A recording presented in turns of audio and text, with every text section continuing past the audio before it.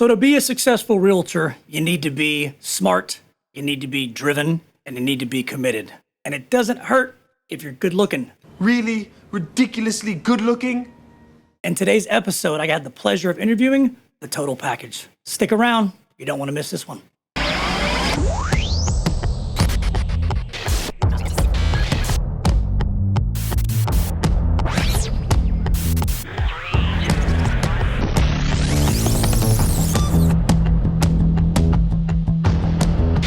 Hey, what up, everybody? Welcome to another episode of Wallet Watch. I'm your host, Brian McCauley. As you guys know, Wallet Watch is a platform where we discuss all things money and all things real estate. Speaking of real estate, got a special treat for you today. Long time coming. I want to welcome to the show my friend and probably one of my hottest real estate partners, Cameron Ruschhaupt. Cameron, what's up, man? What's up, man? Appreciate you having me. Welcome, brother. Listen, we got a lot to talk about today. Before we do, in case anybody doesn't know who you are, tell us a little bit about you, how long you've been in the business, where you're from, married, kiddos, all that fun stuff. Yeah, awesome, man. Appreciate that. Yeah. I been in the business for about 4 years now. Okay. Got my license during COVID. Me and my wife, prior to that, were doing some house flipping, starting back in like 2018. So kind of got my feet wet in the industry a little bit then. Before that, had my own in-home personal training business. That was fun and all. Had great clients, great connections, built some great connections off that. Yeah. But I was kind of tired of getting up at 4:30 in the morning to go train somebody and be out until 8:30 training somebody. And we got pregnant with our first child, my only child, back in 2020. And I was like, that's really not the lifestyle I want to have a newborn. I want to be home a little bit. Yeah. Obviously, real estate isn't the industry to be home. You're kind of on everyone else's timeline, but decided to get the license in 2020 when everything kind of slowed down. No one wanted me in their house anymore. Right. So it was a long time coming. I was super excited to get started, and it's been a nice start ever since. So yeah. So you were flipping houses before? Yeah. So how'd you get into that? And that led to getting your license? It did, yeah. So obviously, what was it, 2017, 2016, it was like the hottest time for like HGTV. My wife was watching it, Fix or Flip, all those shows. And we're like, that's something we can do. Yeah. I had some really great connections through my training. I had one client in particular who was like a great friend, mentor to me. He helped get us started with some funding in order to go out and find our first project. We bought that house, flipped it, turned it around in like 3 months, made a nice profit. And we're like, this is really cool. I really like this buying and selling thing. And at this time we were still renters. We didn't own our own house or anything like that. Yeah. And then we kind of compounded that 1 into 3. And then we ended up buying our own house in 2019 or building our own house in 2019. Yeah. And then, 2020 happened, but everything was kind of going to be coming to an end anyways. I really didn't have the stomach for fix and flips. It's a lot. It's a lot. Right. It's a lot. Super stressful. There's a lot of unknowns. And I just kind of like being a little more in control. And I felt like I wasn't in control with that. So I like this side a lot more. Good, man. A lot more. All the investors and flippers out there, it's not as pretty as it seems on TV. It'll get you through it. It's a nice stepping stone. So you made a little money, wanted to transition in, so got your license during COVID, which was a weird time. This is my 19th year, and coming into it's like if you're in the subprime crash, it's so weird, and then you're coming during COVID. So what was that like? I mean, obviously you didn't know any did different, but you get in a weird time. So how was that first year of learning, but also being in a market that's like, dude, nobody can do anything? Yeah. So it was super weird market to come into because by the time I got licensed, that was August. The lift had kind of come off to where agents were out there, they were working. We were able to do kind of open houses and everything. But by that time, I was really fully into it, which was later in the year. I was full time. I completely dissolved that other business. I wasn't doing that anymore. It was a fast-paced market, man. It was super transactional. Straight into the belly. Yeah. It was extremely transactional, and I'm a relationship-building type person. Yeah. So it was hard to keep up. It was hard. It was like just drinking out of a water hose. Totally. Yeah. It was great. I mean, it was a fun market, but it was a very stressful, and it was sad to work with all these buyers who were offering, way over ask. Sure. We were submitting 4, 5, 6, 7, 8 offers and not winning them. I'm sure for you, you're like, is this what it's about? Yeah. Like, nah, but you don't really have a standard because you don't know. Exactly. The good news is if you made it through that speed and pace with lack of knowledge, it broke your saddle in good. So it's like, you're all good now. Right. Which is the nice part. Exactly. I know kind of how to handle that situation. Right. And obviously we've kind of everything's slowed down since then. Yeah. But we're starting to pick back up again, and I kind of have that experience in my back pocket that I can rely on. That's good. Yeah. So let's exactly. talk about that. So you come into COVID, wheels off, whatever. Then the market starts to normalize, but even normalize turns too quick from super hot to kind of cold, freak out mode. 23 was weird. I think it was the last downturn. We're halfway through 24. Tell me how you feel this year versus last year. What are you feeling difference? Pros and cons, hot, cold, kind of what are you seeing and feeling on your side? 2023 was a really strange time for a lot of agents. Again, I've only been licensed going on my fourth year, right? So I don't have a ton of experience to pull from, but I know a lot of agents, a lot of seasoned agents had down years last year. I didn't, but I also was listing heavy last year. Okay. But I was prospecting my butt off. I was always out there doing the open houses. I was doing everything I could to build up my pipeline. Right. And that was where I really figured out that you're not prospecting for the now, you're prospecting for the next 6 to 12 months. Sure. Right? Yeah. And this year, I've closed, I've about reached my production from where I was at last year already this year. So my goal was to double production, which has really been my goal every single year. And I think I'll do it this year, but I'm doing it because of all the work I put in last year, all the prospecting I did last year. All these buyers, nurtured them for 6, 12, some even longer. And they're just ready to pull the trigger now. There's something about it. I think they just are getting used to the interest rates. It's not bothering them anymore. They're not really waiting around for them to drop. They just understand this is where we're at. Yeah. And they're pulling trigger, and that's been nice. It's good, man. I'm going to talk about that with you here in a minute. So 24 has been positive for you. Your volume has gone up. Everything else is good. Another curveball, which is weird. So let's talk about NAR. It's right around the corner. People have heard about it. They're talking about it. They're prepping about it, but it's getting real. Yeah. What do you think is the biggest short-term impact? When they flip the switch, it becomes official. You got to sell your value prop, get the buyer's rep, what loans are going to include to get it all done. Pretend like it's here. What do you think the first 6 months short-term is going to have an impact on buyers, but also on agents? Yeah, I think it really depends on how the agents handle the changes within the contracts. I haven't looked at the contracts yet. I've talked to a few people that have seen it, put eyes on the changes. I know that there's a lot more disclosure regarding our commissions, which Texas already did a good job with that with our contracts. But they are definitely adding it in multiple times through those contracts. So it depends on how those conversations go between agent to seller. I think that's the big one, right? That listing appointment is very important for that agent to kind of relay where we're at in the market. I think the market's going to dictate everything. Yeah. If we're in a fast-paced market like 2021, the sellers may say, okay, I don't need to pay the extra percentage to use for you to share with the buyer agent. So I really think it's going to be market dependent, and from wherever we're at there, how the agent handles those conversations with the seller, I think it's going to dictate where we go from here. Yeah. I'm not going to say set the standard.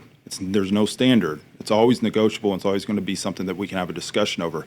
But I think if 9 out of 10 sellers are essentially paying for that other side or giving themselves that opportunity to pay for the other side, it's going to help them in the long run when it comes to selling their house. Yeah. Because, buyers, I don't think have that extra cash on hand in order to pay for their own agent. And that does worry me, if it does go to the flip side where, we are finding, let's say 50% of homes, they're not going to be paying the buyer agent side, and that buyer's going to have to do it. They're going to want to cut that corner. They're going to want to go to the listing agent directly. Yeah. I think it's going to open up a can of worms on the other side.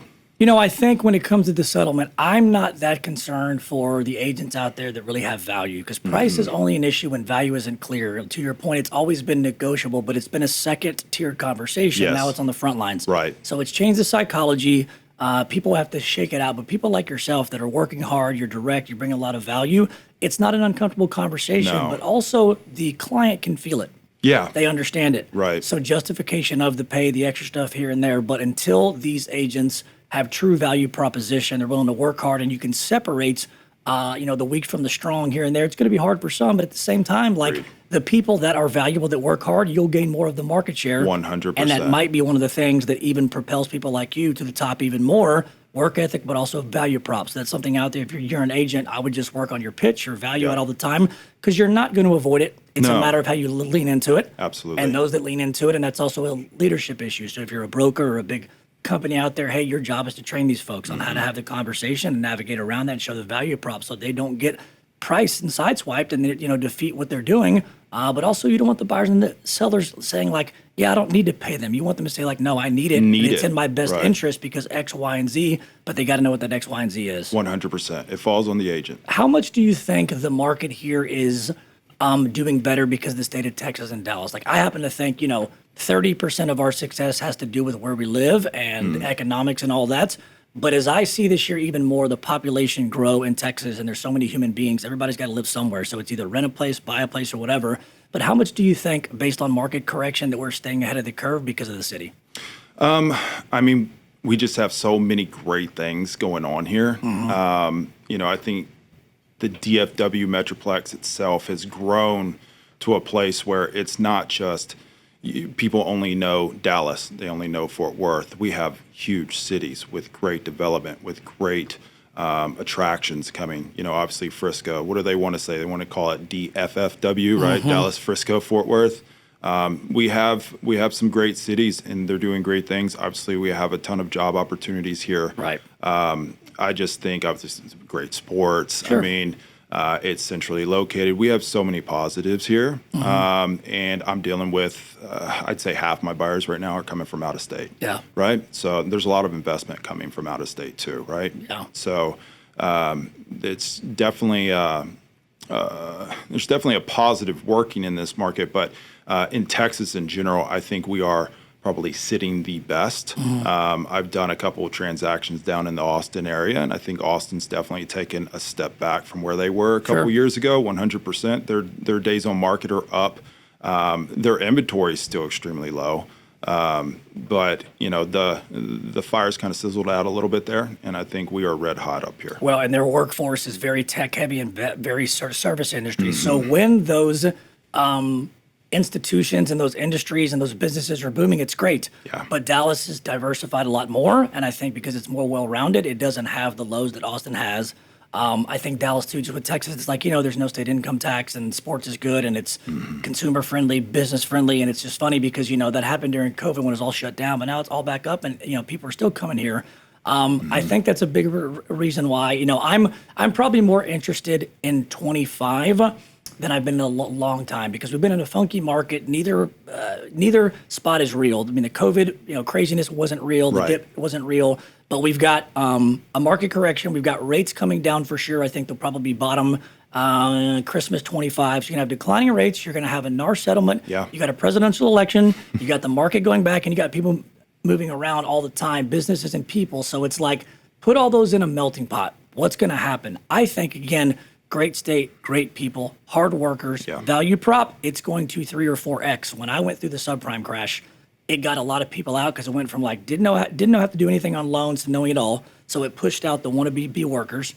And then similar to you guys, they changed loan officer and mortgage company compensation by this thing called Dodd-Frank and Wall Street Reform. So it basically took the commissions we were making and cut them in half. So in a small period of time, it said, hey, you get all these big commissions, no paperwork. First thing was, hey, still get the big commissions, but a lot of paperwork. And people are like, I don't want to work 5 times as hard. But the ones that did stayed in it, and then you're working 5 times as hard, and they took your commissions and cut them half. And so what it did is it naturally squeezed out and evolved all the weaklings. But the people that were like, I love this, I'm still going to do it, they popped their heads up opportunity. And they made a name for themselves. Absolutely. And also, the consumer was like, there's not 100 realtors in town. There's not 100 lenders in town. There's about 10 good ones, and you were able to capture them and stick to it, and they appreciated that as well. So I think there was going to be a nice grooming. But the fact that we live here, I think, is always going to stay above, at least for the next 5 and 10 years, just based on the growth. Agreed, 100%. But yeah, I 100% agree that I see all of this as just a major opportunity. Yeah, it's good, man. So let's go to the tried and true thing that you talked about, which was regardless of market. I want to talk about your biz because you and I obviously have known each other for a few years, but we haven't connected as friends and worked hard, and we've been hits at the ground running, and I just, I see your numbers and you boom and everything else is good. Talk about one of the things with you is you're not scared to work hard. You're not scared to prospect. I love to see your activity. I love to see your numbers going up. So talk about where did that come from? How did you transition into the industry? What keeps you doing that in a market where it's so easy to go, rates are up, down, I'm just going to chill. Tell everybody about that activity and where you see that all the time, right? too. You see so many agents that just kind of take a step back and say, oh, this market is tough. I don't know what to do. But again, just kind of goes back. I see every challenge as an opportunity. I'm extremely competitive. I always have been, sports background. So, if something seems challenging, I usually like to step up to the plate. Nice. And a lot of that has been just continuing to grow, learn from people like you, learn from people like Damon and some of my mentors in the business, right? Because they've been there, they've done that, and they continue to, again, knock it out the park. And, it's been one of those things this year. Things I feel like have kind of clicked for me. Good. Part of it is I got into a coaching program. That helps. Whenever you have somebody you're meeting with every single week, keeping you accountable. It's a personal breaking trainer. It down. Yeah, absolutely.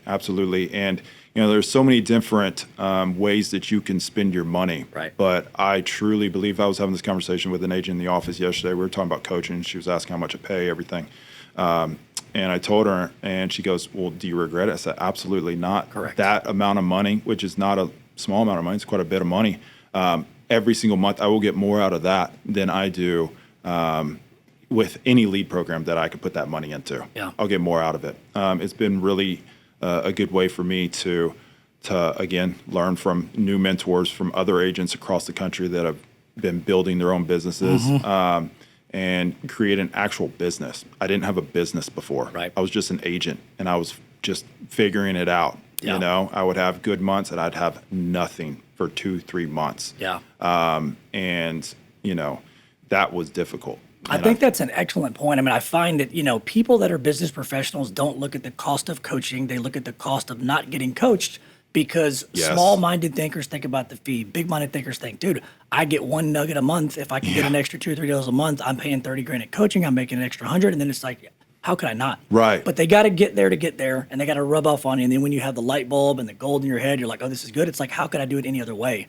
Exactly. Which is what people need to do: is huddle up and get mentored and get coached. Because again, it's not the cost to do it; it's the cost not to. And this is why professional coaching, how coaching works, and people stay in it for years and pay for it for years, because it's like, dude, the ROI for me is way more than the cost. Way more than the cost. Way more than the cost. I can't imagine my business without it now. Right. So outside of coaching, kind of give everybody here, if they're an agent listening or whatever, in a market like this, I know you do plenty, but maybe give me the top 2 or 3 things that you do sales and activity-wise to generate leads, to stay in the game, to prospect, and why your business is boomed. Yeah, well, it's the pillars. We've talked about this. I always have 4 pillars of lead gen, and you always need to be attacking them all, because there's always going to come a time whenever one of those pillars, that lead gen source is going to dry up. You better have other things to rely on. And it's the agents that don't have multiple lead gen pillars to lean on.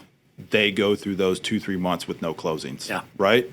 How do you get to the point where you're doing 2, 3, 4, 5 deals a month? Right. And it's because you have a lot of different lead gen options. So for me, I really lean on my sphere. I kind of put my sphere and social media into one kind of pillar. Yeah. Okay. So I use my social media obviously to connect with others, consumers and other agents across the country. That's been big for me. But I use it to stay in touch with my sphere daily, right? So if I see someone put something on their story or something with their family, I'm always reaching out to them, DMing them. It's just an easy touch point. Right. It's super easy.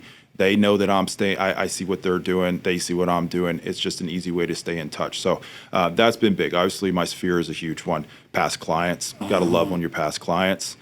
They know you. They like you. They trust you. They are a huge part of my business and getting future business. Yeah. Anytime I have a past client that refers me, that referral is probably the easiest client I'll work with. Correct. It's good. It's an extremely easy transaction. They already know me, like me, and trust me at that point. Yeah. So those 2 have been big. Obviously, I never did open houses until last year. So I joined the brokerage I'm with, and then had all these open house opportunities, and I had never done an open house that was not my listing. And that's been huge. Open houses are a great way to meet people that are interested in buying homes. Dude, I agree. During the subprime crash, I was trying to make a name for myself. This is no exaggeration. I worked open houses every single weekend for 4 years in a row. Yeah. And I would only miss like Christmas or Thanksgiving or whatever. I would just go up and down the subdivisions, work with my realtor, sitting there, get it done. It's like, it's a great way. It's organic. You know what you're doing. You can capture people. You get in there and you know the right language and what to say and what are you looking for, kind of get your feedback. And I think it's one of the things people got away from in the digital world. It's like kind of that connection, but also COVID just put a lid on that. Yeah. And now that you get back to it, people are a little unfamiliar. And I'm like, dude, if you can walk in, shake hands, look at somebody in the eye, say hi, get it all done, you're not scared, you will capture people quickly. And a lot of people like that face-to-face. It's the biggest investment and purchase of your life. And even though everything moves through the digital world, a lot of people want to do this. And so I like to hear that open houses are back. I like to see that you're doing it because I think it's just great experience for you, but it's a great way to connect with people. They're absolutely back. And then get to feel you and like you in person more. Exactly. They're definitely back, and they're a great way to meet people and connect with people. That has been a huge part of my upping my prospecting last year. You know, I've had so many people this year that I've closed through open houses last year. That's great. And I think it's really easy to get discouraged from open houses. Sometimes you may not have anyone walk through for 2, 3, 4 hours, and that's okay. You just go to the next one. You know, every single weekend you need to be doing it. Sometimes when you're single, you ask a girl out and she says no. Like that couldn't stop you from the next one here and there. Go to the next one and, you know, have a conversation, go to an open house. I mean, that's what it's a numbers thing. You put yourself in the best opportunity via phone calls, via social and video, via open house, and to say, look, I'm going to sow all these seeds. I'm going to do it the right way. I'm not going to get discouraged if things don't go right. It's a long game. It's a numbers game. And that's great to see. And I want all the agents that are listening, whether you've been in the business for a year, 4 or 5, like, you know, Cam's putting in the work. He's in everything special. He's getting coached. He's getting it all done. But in the market, everybody's kind of like, not really sure what to do. It's easy to get off the gas. It's like, no, get on the gas, which is what you've done. Absolutely. Absolutely. So those are the big 3, and I like to think of those as the big 3 because they're free, right? And then the fourth one, I'm always going to have one where I'm putting some money behind. Pay to play's okay. Pay to play's okay. It's part of it. It's not part of it, and it can't be all of it. And again, I know agents that, let's say they join a team and they are just fed these leads, and they are fully reliant on it. And whenever they go away or things change, the market changes, the settlement happens, there's going to be a lot of changing going on. And I think the agents that fully rely on that are going to really struggle. But it can be a great way for you to meet people that you would not have met in any other way. And I tell people it's okay. It's part of it. It's a starter kit. You can keep it when you've been in this business 5 years, 10 years, whatever. But, it's like it can't be the main vein. You start there, you stay there, but you start counting the money. To your point, past clients, they know you, like, and trust you. They work with you here and there. The cost of acquisition is nothing at that point. So I think as you grow through it, you can keep it, but it can't be everything to you. Agreed. One of the things you touched on, I want to talk on this topic big time. You do an excellent job, and I've harped on this forever. You mentioned some stuff you do, which is video and social. So I want to hang there for a minute because we are in 2024. I feel like this was maybe in 19, maybe in 20, 21 here and there. We're in a place to where, like, dude, if you're not doing video some way, shape, fashion, or form, education, online, YouTube, social, whatever, I feel like you're going to get passed up. And so my question is, first off, you do a great job. What got you to do social and video to begin with? And why do you think more realtors, regardless of the age, don't maximize and put their brand out there and do it? To your first question, the reason why I started was there was a challenge that a big real estate coach put on last year. It was like 30 days, 30 videos, see what comes out of it. And I was just listening to his podcast. Coaching. Yeah, again, coaching. This was even before I was in coaching. And I was listening to his podcast, and he had an individual on there who did his challenge. And he was talking about doing video. He saw the challenge, he wanted to do it. And he ended up going for like 90 straight days. Wow. 90 straight days because the amount of leads and the amount of opportunity those videos gave him in his business, it was absurd. His business had never flourished like that. So I was like, you know what? I'm going to try and do something like that. I'm going to try to do 3 videos a week. Yeah. I didn't have I mean, I had the money, but I had the money going in different areas. So I didn't really have the money to pay for professional videography. And at that time, I just decided, okay, I'm going to do it myself. I'll film it myself. I'll edit myself. Well, I quickly figured out, like, man, that is a beating. That is a grind to have to do all that stuff yourself. It takes so much time. But the thing was, I started doing it. This was early last year, 2023. Okay. I had so many people reach out to me after these videos. And then I got busy and then I didn't have time to do it anymore. Correct. And I was like, man, that's really, there was something there. And I was going over at the end of this year, I was like, what am I missing? Where did all these leads come from? I was doing my business plan for 2024, and one of the biggest ones was like video. You know, I had all these people close, and a lot of it came from a conversation that started through one of my videos that I did. So at this point, why don't we invest in that?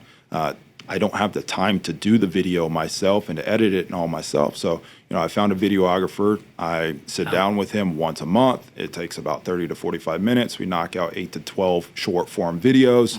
And then I always have something in my back pocket, and I can always use that.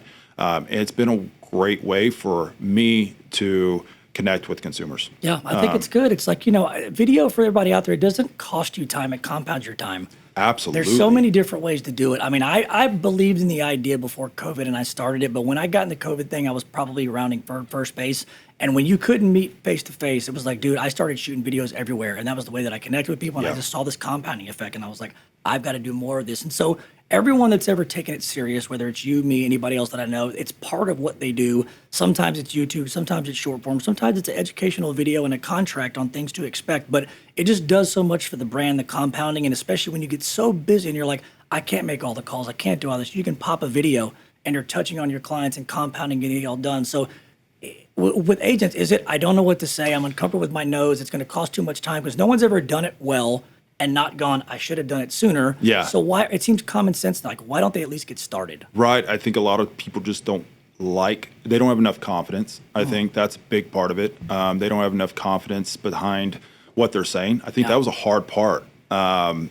Starting off, it's like, okay, I'm going to put my opinion out there, but I'm going to be judged, or I was scared of being judged by my peers who are also professionals.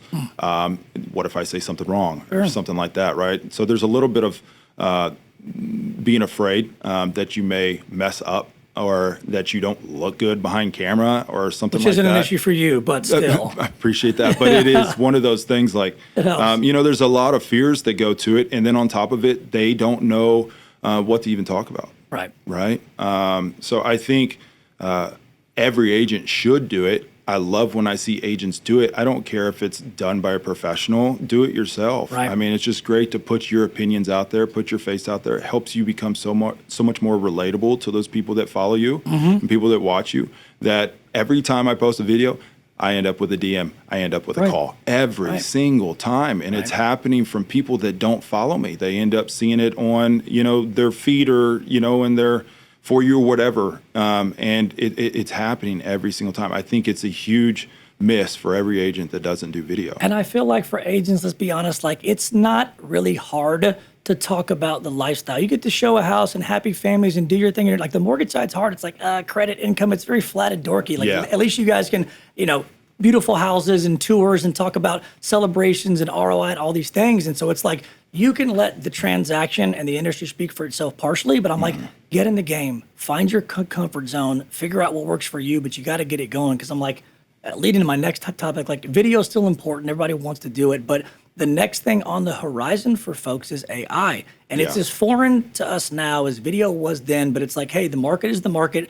None of this stuff is going to eat anybody up, but it's going to eat the people up that refuse to evolve with it. And so with AI, I'm leaning into it. And so the first thing that I'm doing is I'm doing voice cloning for everybody out there that's watching this. So the human beings need a lot of touch. Hey, I'm going to do this. I'm doing this. Send your paperwork, transaction, blah, blah, blah. To manually have a person do that, it's tough. So what we're doing is workflow rules, and we're cloning each other's voice. And so I have voicemails that's like, hey, Cameron, I'll pick you up at the mall at 5. Hey, Cameron, I dropped the kids off, blah, blah, blah. It's not something that people have to actually have a conversation with, but human beings just want updates, which is like, you shoot somebody a text, I'll meet you at 7. They don't need the full piece. They need a partial piece. And I think you can use AI for a ton of stuff.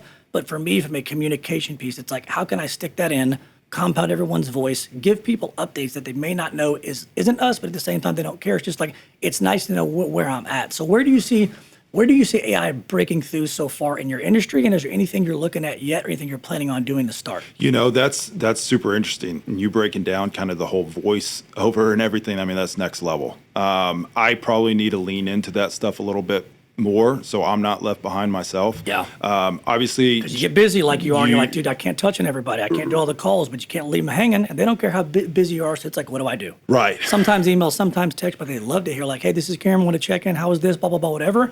And they're like, wow. And you can do it for teammates. Obviously, you have a team and the compounding stuff. So I just didn't know, you're really leaning in and blowing up in video. It's like, where's that? Is it a play yet or not yet? It's a little bit of a play, but the only play is for me, helping me come up with content. That's been a big part of it. Helping me come up with content. ChatGPT, okay, that's good. Right. You know, I need things to, I need it to sometimes help me write captions when my brain is just dead from dealing with normal real estate stuff. Right. So that's been helpful, but in terms of kind of where I see it going, I think it's kind of endless. And I probably need, like I said, I need to lean into it a little more. My coaching program is extremely big on it now. They've been putting out stuff almost weekly. Yeah. And I need to get into it. Well, and it's still early. The good news is you're at least doing it. So it's like, hey, you're in there trying, doing stuff. Everybody's kind of clunky to figure it out. In a year or two, there'll be more. And you're like, oh, this person helped me with this here and there. But it's like, take these steps, move forward, because it will leave you behind if not. And once you figure out what it can do for you and a team and the consumer and all that, it really makes the transaction, everything smoother, but you got to buy in. Yeah, absolutely. I think for the most part, it's just made certain things that take time quicker. Yeah, I agree. It's just been so much easier for that. So switching gears for a second, flip side of the coin. So you've been grinding open houses, talking to people, video, past clients, all these things, engaging. But in this market that's still thawing itself out, there is still some fear, and there still are some objections. And so there are a few things I hear all the time, but I mentioned on your side. What are the main and the biggest objections that you're still hearing, both from buyers and sellers? You know, buyers, I'm not hearing as many objections as I was, let's say, last year. Okay. Right? So what was last year? Last year was interest rates. When are they going to fall? I can't. They were hurting. You know, they had different pain points. Obviously, everything's going up with the interest rates being up. Insurance, is up. So it was affordability last year for them. Now, I think they're kind of just, this is kind of, it is what it is. Right. They're not seeing our home prices fall. That's the big thing. I know. They're not seeing it fall like they thought they may. Right. And, they're not waiting around for these interest rates to fall either. Got it. So I'm not seeing the objection of high interest rates right now from buyers. From sellers, I'm seeing a ton of objections. Okay. So the issue is I think unless they absolutely have to sell, unless they have a job change, unless they have they're leaving Dallas, they're not moving right now. Okay. I know we're having a little bit of a tick up in inventory. That's natural. It's the summer, right? So we're going to have more listing pop up during the summer. But last year, 70% of my business was listings. Okay. This year, 90% of my business is buyers. So if the buyers don't really have that much objection this year, is the objection like there's not any inventory? There's not any inventory. For the competition? seller is, I'm going to have to pay more for a lesser home. The trade-off isn't there The yet. trade-off is not there yet. So the trade-off for the sellers, though, here's the catch-22. The trade-off for the sellers is interest rates go down 1% from 6.99 to 5.99. They feel like, oh, okay, cool, that's enough for me to make a trade from a 4% to 5.99. The downside is there's a ton of buyers that pop back in the market. The price of the homes go up. So what they're going to make on their house for the exchange, they're going to pay back. And so it's really a timing thing. And I really believe this looking back, and I could audit my database on this, is I would rather be a buyer right now. Things have cooled off, flat, and you see them tick back up, take a higher rate payment, get a concession, hang out for 12 to 24 months, and then refinance from my couch when rates drop back down, because they will, somewhere in the mid fives. You'll make a ton of money on the upswing, but what people don't want to do is when they're thinking about payments, everyone's thinking the same thing. So I tell yourself, like, flip a switch tomorrow, COVID 2.0 hits again, rates drop 1% in a month, it's chaos. And you got a 30-day window, and after that, it's bananas. And so for the sellers, it's kind of like, so they don't want to make the trade. The buyers may not have enough inventory, and they're worried about competition. And they're like, well, if I'm going to pay max price, I thought last year rates would come down and prices this year neither have. Right. So they're being maybe picky or sticky about what's available. And even though inventory's up a tad, it's not enough. Right, exactly. Okay. Yeah. So how are you navigating the conversations? So go real time. If buyers are maybe saying like, okay, I don't love the house, I like it. How do you overcome an objection with a buyer for the ones that you have? And then the sellers, are you overcoming objections at all? Or are you saying like, this is the right decision, hang tight for 6 to 12 months, let's see what happens? Because I do think when rates drop, I mean, I've got a 2.875. I would trade it. I would trade it for a 5.75 because I could buy a point, get a 4.75, and I know that's fake. It's never going to get there. Right. But there is a timing piece. And so, what are you doing to talk to sellers? Are you wait? What are you looking for in the future? And if I can get you that 6.99 rate, but I can get a 4.99 permanent, because I think that's one thing that like people don't know, that a 6.99 rate, you can get a 5.99 right now. You can get a 4.99 right now. The question is, it's the cost to get it. So in a market that's still semi-friendly, if a seller's like, dude, I got a 3.99, I don't want to pay 6.99, be like, hey, if I get that 6.99 to 4.99, would you do it? And they might be like, yeah. Well, the problem is they don't know how to connect that dot. Right. So what are you doing with those people to walk them through? So I think you hit it right there. The main thing with any seller right now, we need to figure out, why are they selling? Why do they want to move? Not why are they selling? Why would they want to make a move? If that want to is there, it's really an easy conversation to navigate. We just need to put together a plan. We need to look through their financials. Me and you have talked about this before. There's a lot of sellers out there that are sitting on a ton of equity, but then also kind of have some cash in their pocket too, right? They can go out there and buy a home and then sell their house later on, throw that equity into that house, do a recast, and there's lots of different ways to play with creating an offer or creating a game plan for these individuals, depending upon what they're trying to achieve. But the main thing is you got to figure out why they're wanting to move. If they're I just want a nicer house, but I don't want to pay as much, that's a hard conversation to navigate. Right. That's extremely hard right now. For them, it's kind of like, well, okay, if something comes across the table, can I send it to you and then we can have that conversation? They're like, absolutely, we will. But that's really not coming across the table either right now. Home prices aren't really going down. Right. So that's difficult. In terms of navigating a conversation for individuals that just want to move location or they just had another child. Things like that. That's easy. A life change. That's a life change. A real one that makes them move. That's absolutely. Those are the real sellers right now. Got it. Those are the real ones. So I want to go back to something that you said, because you skimmed over it, it rolled off your tongue clean, but you said, hey, what about the sellers that, don't have to sell right now, and then they're going to buy, and then they'll sell their house, and they'll do a recast. Oh, yeah. Right. So I think one of the things that I've seen in you, but also you're like leaning into, is knowledge. I think sometimes people aren't aware of that. So for 2 seconds, we're out there like, a recast is a redo. So most people want to sell their house, get their money, do a down payment, buy the new house, and have it fixed that way. Part of the new school way is sometimes people don't have to sell before they buy. So they can buy first, put a little money down, sell their house after, get their big pile of change, push it into the new mortgage and recast, which is a redo, and we'll do it just like it was the same the first time around. But that is a tricky idea to get your head around. You have to understand it. But because you're aware of it now, I'll lean on the first brick is it lack of knowledge? Like a year ago, if a seller would have said that, you might have been like, oh, okay, we're stuck. It's lack of knowledge. It's lack of knowledge all the way around. Okay. I mean, how many real estate agents don't even know that that's an option? Lenders. Yeah. Got absolutely. It's a huge lack of knowledge. And I think it could be super beneficial for families that are like sitting with enough money in their pocket, but want to go out there and get a great deal on a new house. But it's really hard to negotiate a great deal when you have a contingency sitting there, right? So it just depends. It really depends. Where is their current house? How hot is the market? How many homes are on the market? It could work out where, doing a contingent offer is not a big deal, and that's fine. But my deal with my clients, I try to make it as stress-free for them as possible. Well, you being knowledgeable, you're not a generalist, you're trying to be a specialist. The more you know about the specific situation that they're in and can talk about it, your job is to manage fear, but also to give them solutions. Absolutely. And so it's kind of funny because we went from, go back to you, a 2020-21 COVID market that respectfully, you did not have to know a lot. It was how much volume can you handle?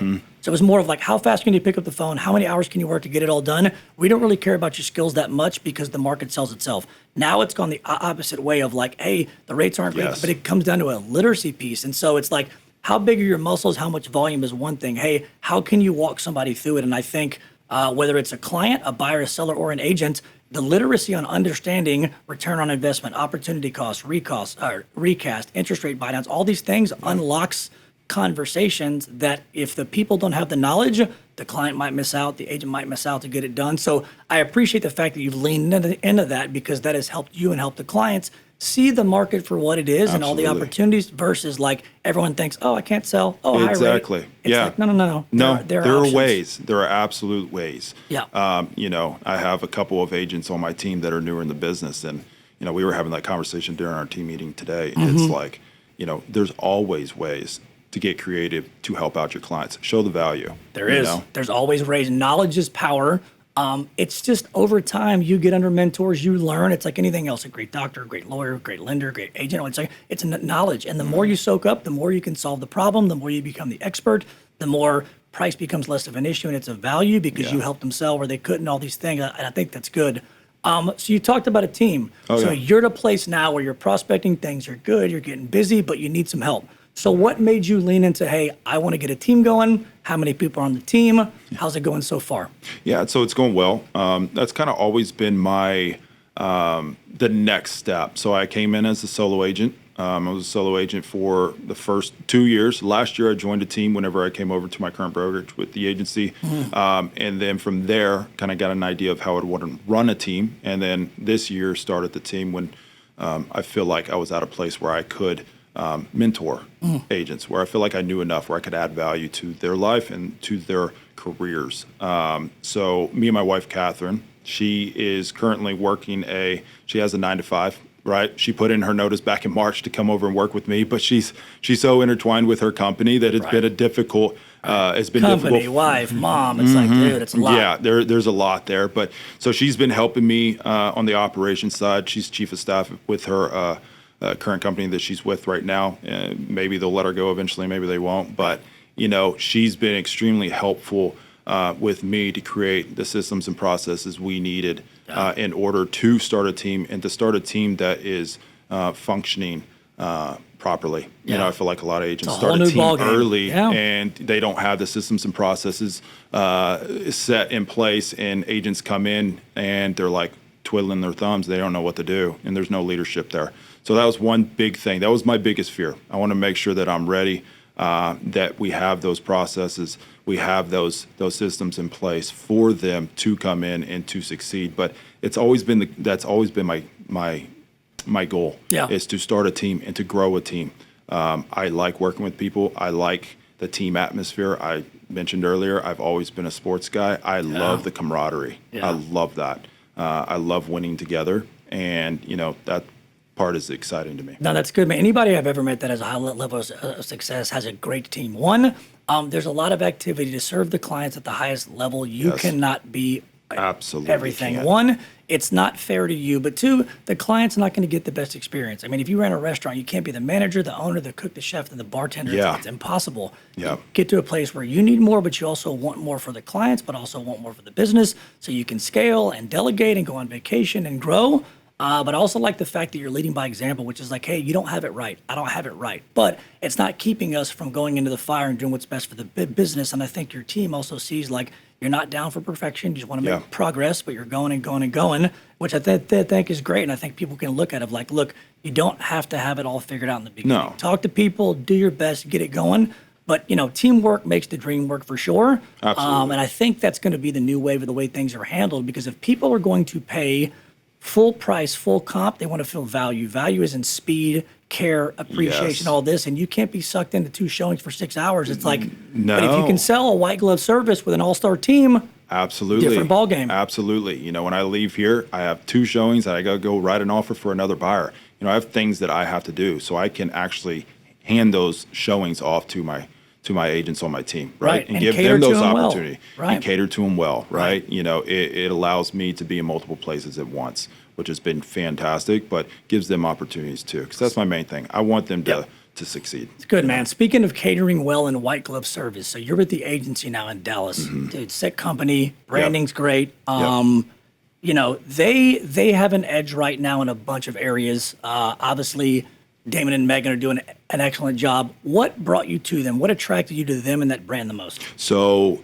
I would say the brand I already knew. Obviously, they're all over TV. They have a huge social media following. I think the agency has the largest social media following in the real estate. But Dallas is a big game with a big brand. Absolutely. And, I was at my previous brokerage and I was talking to my wife one night. She said, if you were to ever make a move, what company would that be for? And I said, maybe the agency. I love the branding. I love the leadership.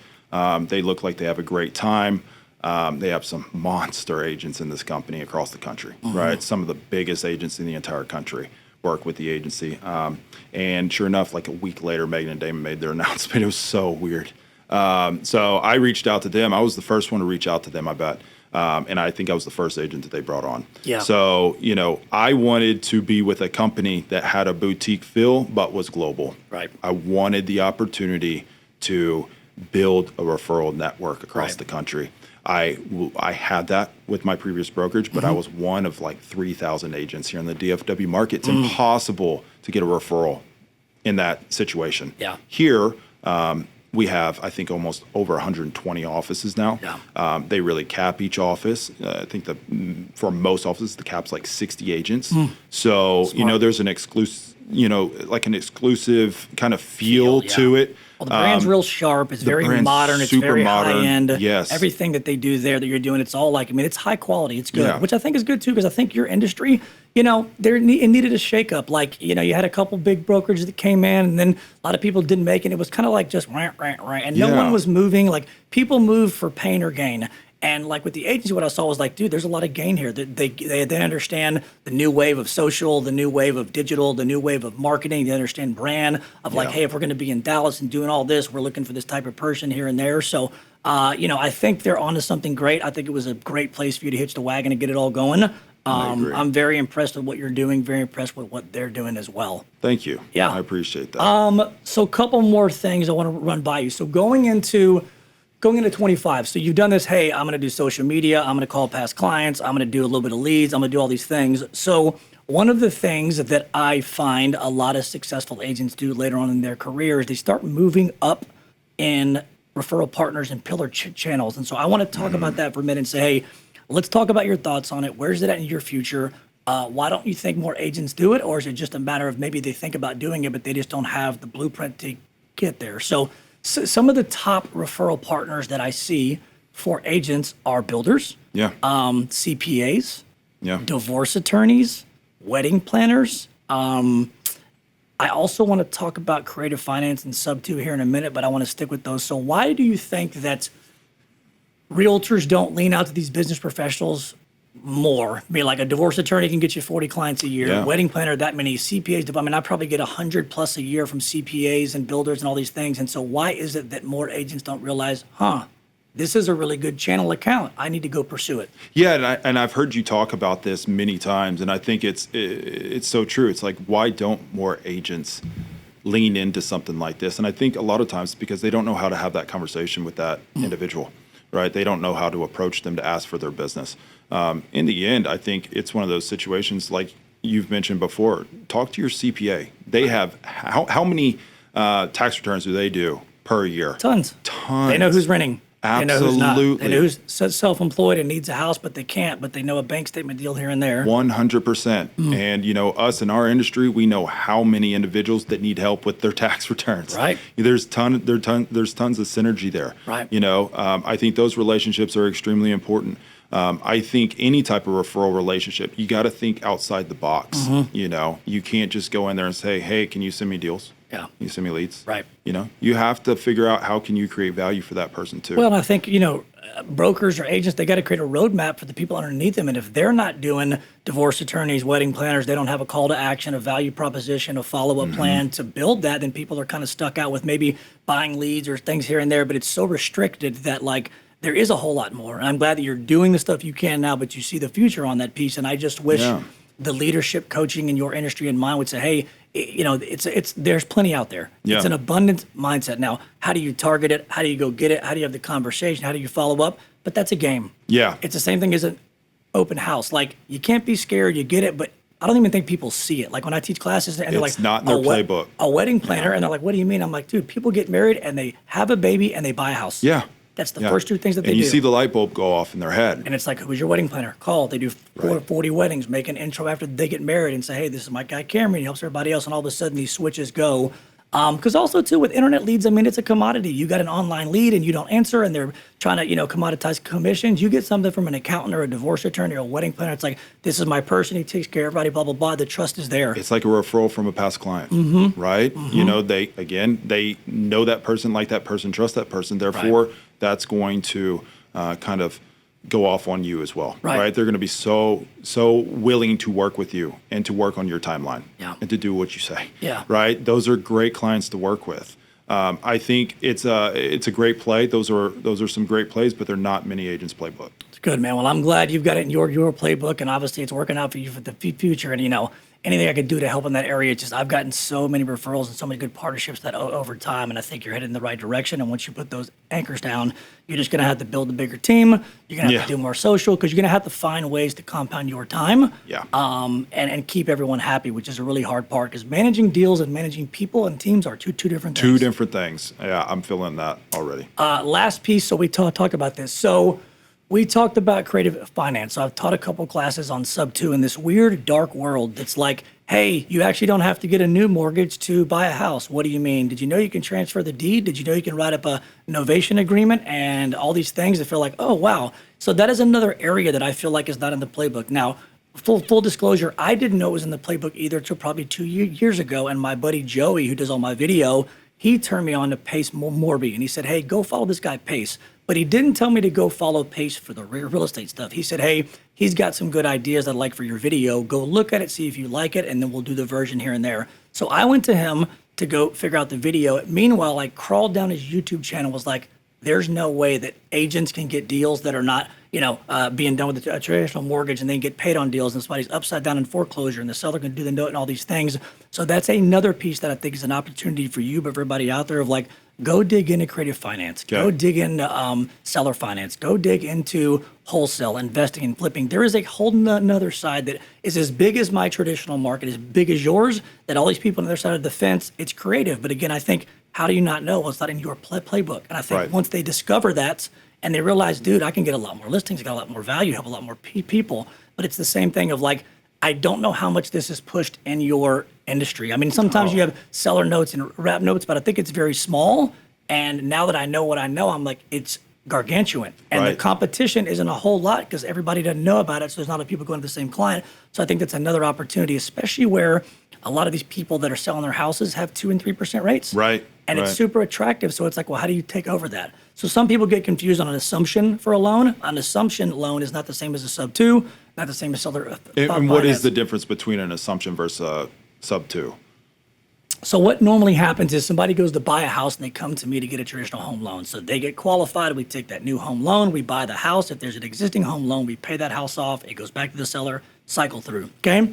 Sometimes people want to buy the house, but they don't want to get a new home loan. They're like, that person has a really attractive interest rate and payment. I love the house, but if that thing's at 399, I got to go to Brian at 699. I'd like the deal better because it's at 399. So 399, it's like, hey, I'll buy your house, but I want to assume the loan. So you got to go through the bank and the servicer that has the loan, apply, and the servicer has to say, we approve you to assume the loan, and you take over that loan, but it goes directly through the servicer with their approval. And what is the timeline on something like that? So it varies. I would say it's 30 days to 60, but it's also like not all loans are assumable. So VA loans are, FHA are, conventionals not. So most loans aren't assumable. So you got to get a VA loan, you got to get an FHA loan. It's like a pre-approval process. It's very restrictive. And the truth is, there's no reason the servicer should let you assume the loan. Like they're making money off the interest now, whether you pay, they pay, like there's no gain. But it's an option for people out there that don't want to do it. But it's a rigorous process. They're going to look at tax returns, all that kind of stuff. Because if they're going to turn the liability from the current person over to the person trying to assume it, they want to make sure you can make the payments. Absolutely. So they're going to put you through the ringer. So it's a VA, FHA pretty much only deal. No conventional, jumbo case by case, I doubt it. But it's doable. The sub 2 is, I'm going to buy your house, but I'm not going to assume the new home loan. I'm just going to take over the payments. Okay. So what happens is you buy the house for X, you transfer the deed, you have the ownership, and in the contract it says, I'm going to be responsible for the payments. I'm not going to ask the servicer to transfer it to me. I'm just going to make them now that I'm the owner directly. Now there's language in there and like, what if they don't make a payment? Could it affect the person's credit? Yes, but there's also rules in the contract, which is a performance clause that says if you're ever late, that house comes back to me, no matter what, a year, 2, 3, 4, 5 years from now. Right. So if that person is paid in for 3 years and they have a hardship and they have a 30-day late, it might hit your credit, yes. But at the same time, they might have paid down the note 10%, and the house might have gone up 20%. Absolutely. So now you get the house back and you turn around and sell it. So there are pros and cons, but these are things to our point, which is like there is more stuff out there. Absolutely. Whether it's referral partners, whether it's financing, whether it's fix and flips. I just think your world and our world is big, and people need to dig in more and make more room for themselves because especially in a city like ours, man, there's deals and people everywhere. Oh, yeah. Absolutely. I couldn't agree more. Well, dude, before we get out of here, if people want to follow you, where can they find you? Handles, social, websites, all that stuff? Yeah. My Instagram handle is Cameron_realtor. From there, I kind of have my link tree, and you can go and follow me everywhere else. But essentially, I'm on Facebook. I'm on Instagram, TikTok. I've got a little YouTube channel, but I'm not doing any long-form YouTube yet. It's all right. One day. Good, man. I'm proud of you. I appreciate this. Yes, sir. It's been a pleasure. I appreciate all you guys tuning in. We're live on Apple, Spotify, YouTube. Go subscribe, like, follow. Until next time, stay tuned.